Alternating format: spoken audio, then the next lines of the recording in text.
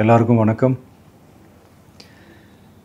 இந்திய அரசியல் சாசனம் நம்ம தமிழ்நாட்டில் இருக்கிற எல்லாருக்குமே கொடுத்துருக்கிற உரிமையில் ரொம்ப ரொம்ப முக்கியமானது ஓட்டிங் ரைட், வாக்குரிமை.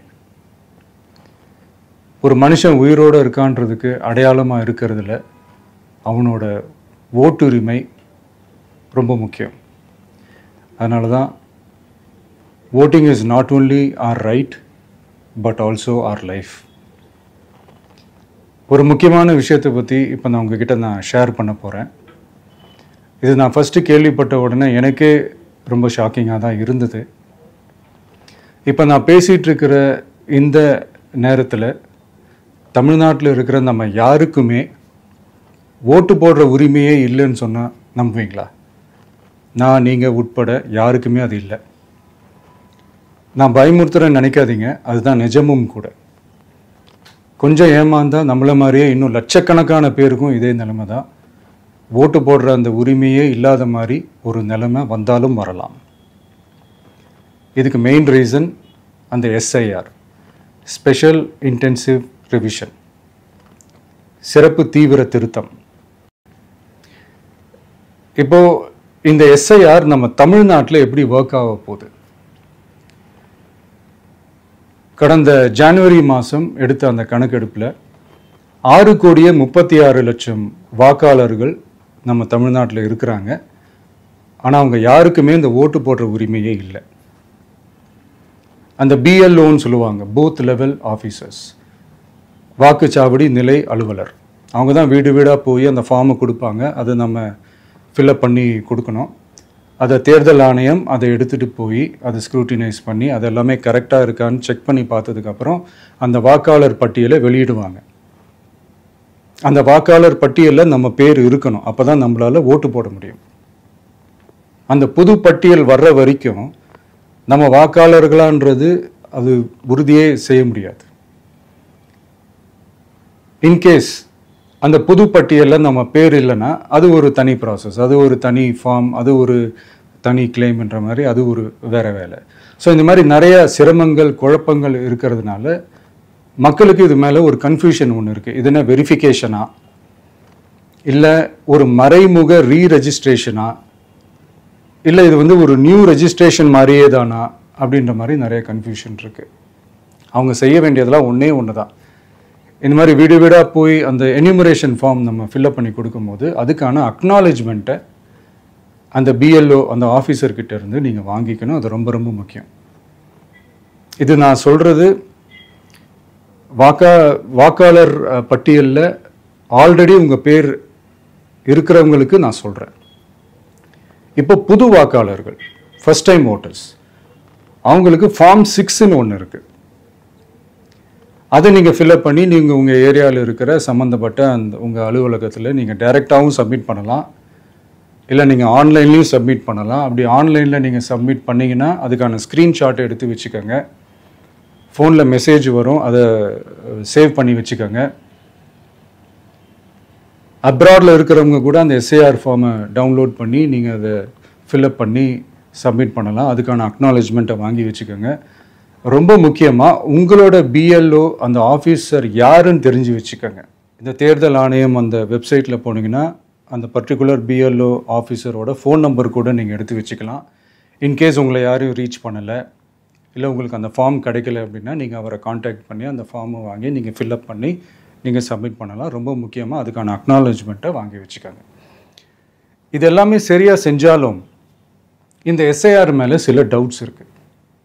அது என்னென்னா, இந்த 6,36,00,000 வாக்காளர்களுக்கு ஒருத்தர் விடாமல் இந்த ஒரே மாதத்துக்குள்ளே எப்படி எல்லாருக்குமே அந்த ஃபார்ம் போய் ரீச் ஆகும்? ஒன்று. ரெண்டாவது, நீங்கள் வரும்போது வீட்டை பூட்டிட்டு வேலைக்கு போயிட்டு என்ன பண்ணுறது?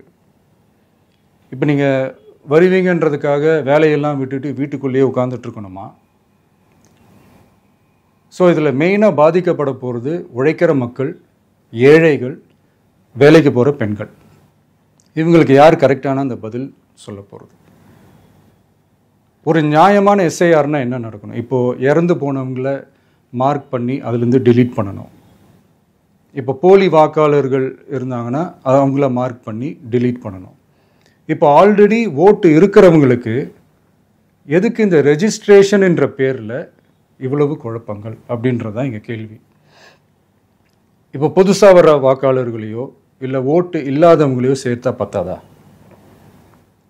இப்போ ரீசெண்டாக நடந்த இப்போ எலெக்ஷன் 2021, 24 எப்படி எல்லாருமே ஓட்டு போட்டோம்?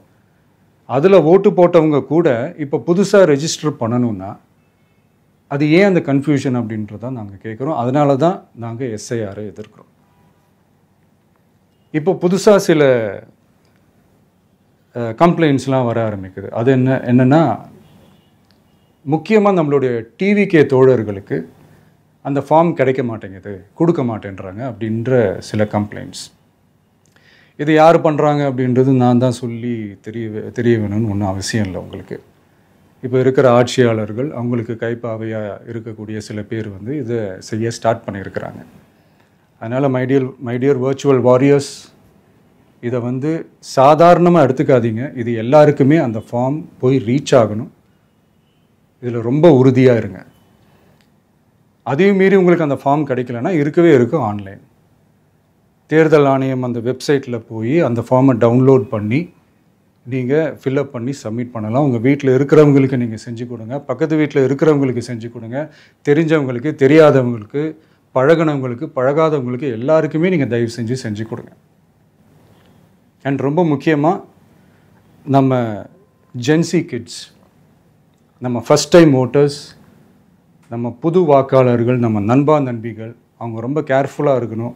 நான் ஆல்ரெடி சொன்ன மாதிரி உங்களுக்கான ஃபார்ம், அந்த ஃபார்ம் நம்பர் 6, அதை கரெக்டான டீட்டெயில்ஸோட கரெக்டான உங்கள் டாக்குமெண்ட்ஸை வச்சு அதை சப்மிட் பண்ணுங்கள்.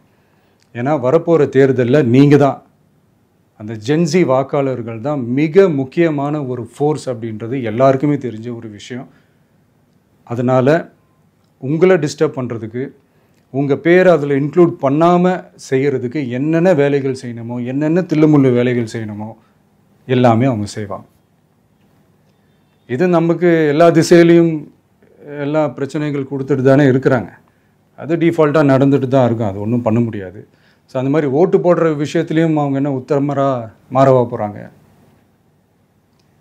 இப்போ நான் சில மீட்டிங்ஸ்லலாம் ரிப்பீட்டடாக ஒரு விஷயம் நான் சொல்கிறேன்ல, 2 பேருக்கு நடுவில் தான் போட்டி அப்படின்ட்டு. அது மேடைக்கு மேடை அவங்க அதை ப்ரூவ் பண்ணிகிட்டு இருக்கிறாங்க.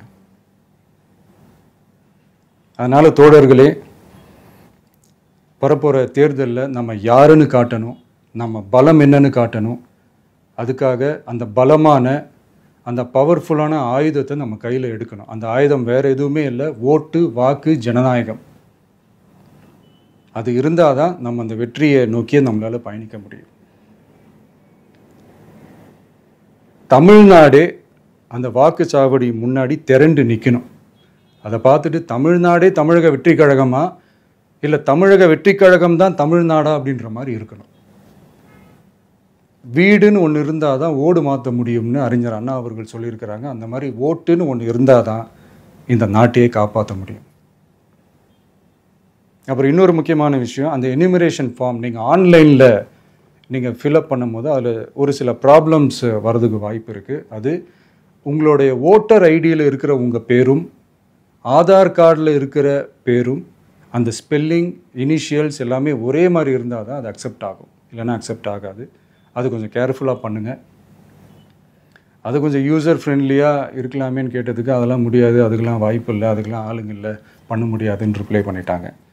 ஸோ அதனால் மைடியர் டிவிகே தோழர்களே, மைடியர் ஜென்சி படை பலமே, உஷாராக இருங்க, கான்ஃபிடெண்ட்டாக இருங்க.